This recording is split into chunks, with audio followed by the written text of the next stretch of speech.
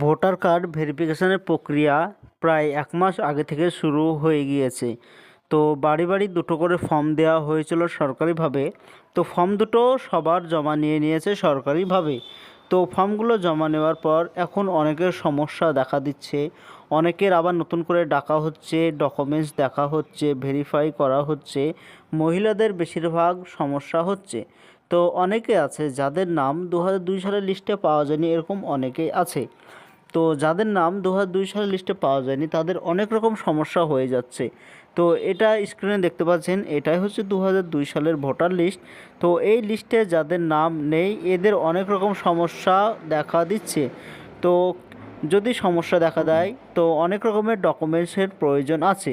তো কী কী ডকুমেন্টস দরকার আছে বিস্তারিত জানতে ভিডিওটি সম্পূর্ণভাবে দেখতে থাকুন। আমাদের এই চ্যানেল থেকে অনলাইনে সব রকমের তথ্য সবার আগে দিয়ে থাকি। চ্যানেলটিকে সাবস্ক্রাইব করে পাশে থাকবেন যাতে ভিডিওগুলো সবার আগে আপনার কাছে পৌঁছে যায়। তো যাদের নাম ২০০২ সালের ভোটার তালিকায় নাম নেই এরকম অনেকেই আছে। যদি ২০০২ সালে ভোটার তালিকায় নাম না থাকে তাহলে ১১টি ডকুমেন্টসের প্রয়োজন হতে পারে। তো স্ক্রিনে দেখতে পাচ্ছেন যে ১১টি ডকুমেন্টস কী কী লাগবে স্ক্রিনে লেখা আছে। এই ডকুমেন্টসগুলো আগে থেকে বাড়িতে রেডি রাখবেন। তো প্রথমেই দেখতে পাচ্ছেন প্রথম যে ডকুমেন্টসটি লাগবে সেটা হচ্ছে সরকারি যে কোনো একটি ডকুমেন্টস আপনার বাড়িতে থাকতে হবে। সরকারি যে কোনো একটি ডকুমেন্টস, এটা প্রথমে বলা হচ্ছে। আর ২ নম্বরে বলা হচ্ছে যদি আপনি ১৯৮৭ সালের আগে ভারতে এসে থাকেন বা বসবাস করে থাকেন তাহলে ডকুমেন্টস লাগবে সরকারি অথবা বেসরকারি যে কোনো একটি কাগজ, যেমন ব্যাংকের বই, পোস্ট অফিসের যে কোনো কাগজ, ইলেকট্রিক বিল, এরকম যে কোনো একটি কাগজ দেখাতে পারেন। ৩ নম্বরে যেটা বলা হচ্ছে তো জন্ম সার্টিফিকেট। যদি আপনার জন্ম সার্টিফিকেট থাকে তাহলে এটা অবশ্যই ভালো একটি ডকুমেন্টস, তো এটাও দেখাতে পারেন। ৪ নম্বর আছে পাসপোর্ট। যদি আপনার পাসপোর্ট থাকে এটা নাগরিক প্রমাণের জন্য স্ট্রং একটি ডকুমেন্টস, তো এটাও আপনি দেখাতে পারেন। ৫ নম্বর যেটা বলা হচ্ছে এডুকেশনাল সার্টিফিকেট, যেটা শিক্ষাগত যোগ্যতা সার্টিফিকেট।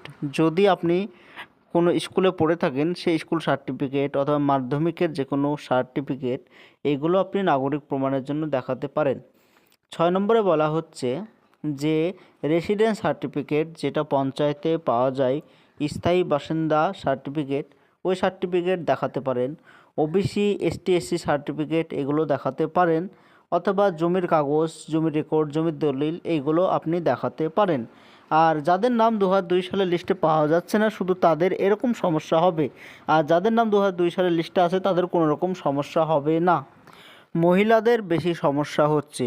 যদি তারা ২০০২ সালের ভোটার লিস্টে তার বাবার নাম দিয়ে থাকে, যে তার বাবার ২০০২ সালে ভোটার লিস্টে নাম আছে, আর স্বামীর নামও দিয়ে থাকে ফর্মে, তাহলে তাদের একটু সমস্যা হচ্ছে।